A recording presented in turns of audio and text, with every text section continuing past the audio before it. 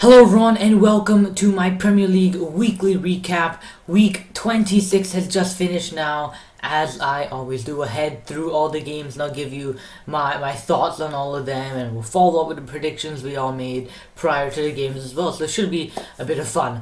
Anyways, let's just head straight into it right away. I won't waste any more time. Alright, yeah, we'll start with the games from the Saturday and we'll progress to the ones that have just finished. Chelsea taking on Swansea is the opening game, and Chelsea managed to get a good 3-1 victory. It was a doubt at one point when it was 1-1 with 18 minutes left to go in the game. We're thinking maybe Swansea will nick a point out of this game, which would obviously open up the title race a lot more as well. But Chelsea did a fantastic job to win the game. And yeah, I mean, it was a very good result for Chelsea. I knew this game wouldn't be easy, even though Swansea is very low in the league table. I knew it wouldn't be an easy game. But in the end, Chelsea showed very good resilience to get the win, and it pushes them up like what? Hang on. Just gonna Google the table here. It pushes Chelsea 10 points clear at the top currently. So that is huge for them and their title hopes. Anyways, we'll move on. I won't spend that long on every game. Crystal Palace taking on Middlesbrough, winning 1-0. I thought it'd win 2-1, but I got the goal differential correct. Van Aanholt with the only goal in the 34th minute, and that was it. I didn't watch the game, so I can't really comment on it. We'll move on. Everton taking on Sunderland here. They win 2-0. I predicted 3-0. I was very near. Gay, I think that's how you pronounce the guy's name. Idrissa Gay or Guay, I'm not sure. In the 40th minute, and Lukaku in the 80th minute. And I mean, it's the game we all expected Everton to win, which they did. I mean, what are they now? 7th, and they're having a very good year, taking on Sunderland, who is dead last in the table. David Moyes still has a job, but yeah, I mean, there's no surprises here at home as well at Goodison Park. There's no surprise with the game. Moving on, we have Hull taking on Burnley. Huddleston got a goal on a penalty, put Hull up 1-0, and with not too much time remaining, I thought Hull would manage to get the win. But 4 minutes after Hull got their goal, Keane tied it up for Burnley. They also got a red card. Barnes got a red card, but it was in the 92nd minute when no damage could be done. And in the end, a point for each team. It's alright. I mean, Hull need more than a point. Right now they're in relegation, but they're only like 1 point or 2 points behind safety. If they had won this game, they would be safe at the moment, but of course they weren't able to. It must be disappointing for Hull, but yeah, I mean, they were probably the better team in the game as well, and they couldn't close it out. We'll move on. We have West Brom taking on Bournemouth, a 2-1 win for West Brom. I think most of us predicted West Brom to win the game. I said 3-1. Actually, Bournemouth went ahead 1-0 really early on into the game, but after that, I mean, West Brom just being the better team. They're having a very good year. Tony Pulis and West Brom. And they managed to win the game 2-1. We move on to the final game on the Saturday. We have Watford taking on West Ham United. Watford went up really early on in the game. I watched this game, the full thing. I watched this one, the Chelsea one, and the Leicester Liverpool one. Those are the three from the weekend. But anyways, I'm kind of rambling. Back on topic. Deeney in the 3rd minute. We started off very, very quickly on a penalty. But then after that, I would say West Ham were the better team for the majority of the game. West Ham were unlucky not to have got more than one goal in this game. I mean, they got one from Ayew on an empty net tap in the 73rd minute. But other than that, I mean, West Ham were the better team, I would say, and they could have had more. Both teams had their chances. But yeah, and Antonio got a red card late into the game as well, which really didn't help West Ham. Their cause of trying to get a win out of this game. Yeah, those were all the games from the Saturday. We move on. We have 2 more games to go. One from the Sunday and then the one from today. We have Tottenham taking on Stoke, dominating, winning 4-0. Harry Kane with a hat-trick. Dele Alli with a goal. Where was this Tottenham team in the Champions League? Where was this Tottenham team in the Europa League? They lost to Ghent.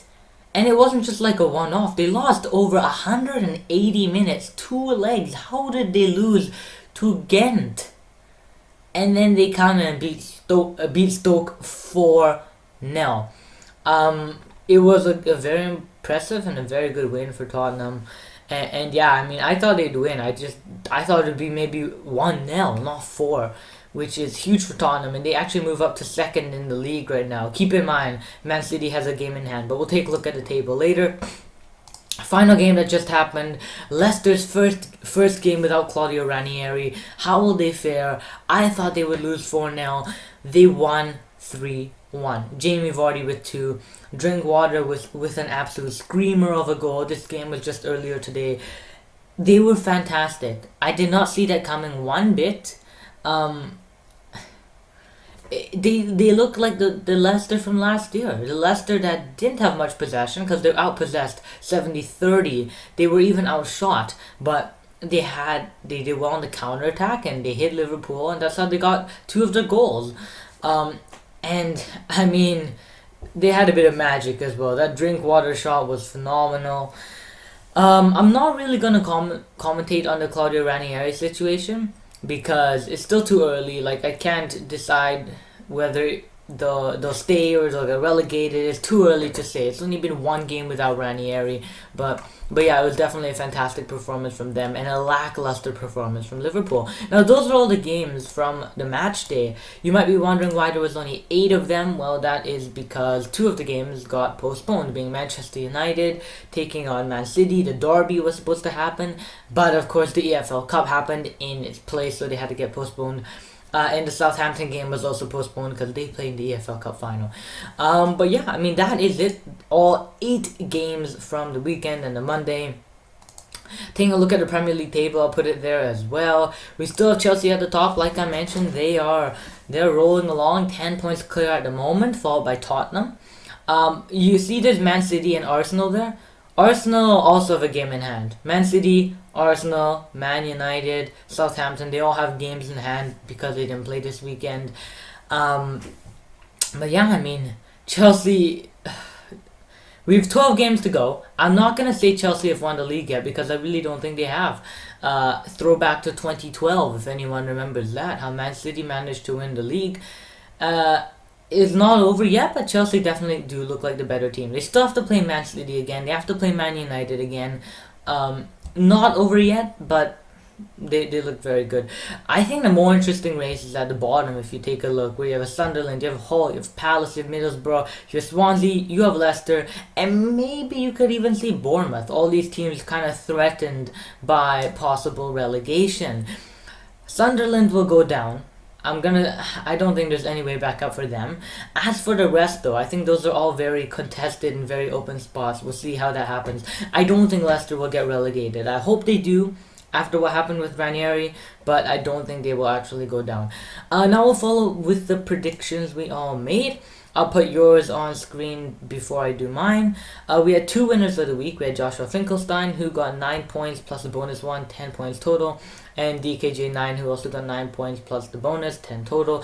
I was very, very impressed, actually. Like, we had a lot of high-scoring people. Like, I'm talking about 8 points, 7 points, even the 9 points, the winners, of course. That was very, very impressive. I did not do nearly that well. You can see mine here. I only got 5. Actually, I was very, very unlucky, I would say, because I was really near to getting a lot more than 5. I mean, Chelsea, Swansea, I said 2-0, was 3, I was not really close, but Crystal Palace, Middlesbrough, I had the goal differential right. Everton, Sunderland, I was only 1 goal off. West Brom, Bournemouth, again, I was only 1 goal off. Hull, Burnley, Watford, West Ham, both of those, I was only 1 goal off. So I could have had a lot more points than I did, but 5, it's not very good, but whatever. Yeah, predictions table, I can't forget about that part. I'll just put it right there for you guys to take a look at. You can try to pause and find your own. Those are for the people who are doing really well, obviously. And yeah, other than that, I think that is it for the video. I've not done one of these recaps in a while, so I hope I didn't miss anything. Yeah, it's been 2 weeks since we've had Premier League. But yeah, I'll leave the video there. I do hope you've all enjoyed the video. If you have, As always, don't forget to smash that like button. Please subscribe to my channel as well if you're new around here. I upload daily football related videos. Drop a comment down below. I'd love to hear what you think on all the games and all that.